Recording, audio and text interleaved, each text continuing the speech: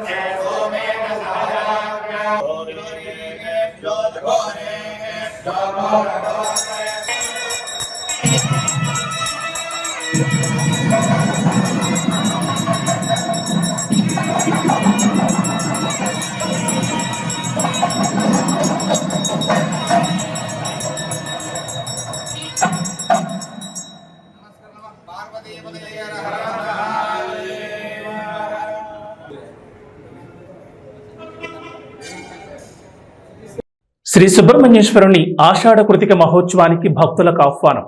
కోరిన కోరికలు తీర్చే కల్పవల్లిగా మోపిదీవులో స్వయంభూగా కొలువుదీరిన శ్రీ వల్లి దేవసేన సమేత శ్రీ సుబ్రహ్మణ్యేశ్వర స్వామి వారి ఆషాఢ కృతిక మహోత్సవం జూలై 30వ తేదీ మంగళవారం ఆలయంలో అత్యంత వైభవపేతంగా నిర్వహించబడును.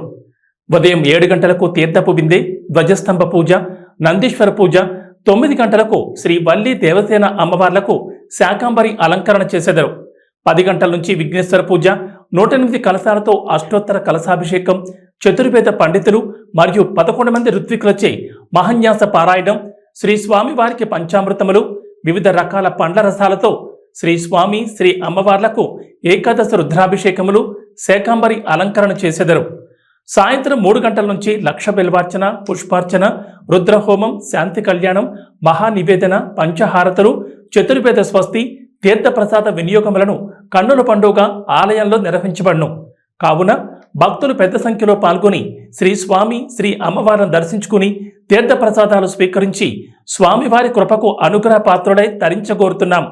ఇట్లు అనువంశిక ధర్మకర్తలు చల్లపల్లి రాజా వంశీయులు, నల్లం సూరి చక్రధర్రావు, ఆలయ సహాయ కమిషనర్ మరియు కార్యనిర్వహణాధికారి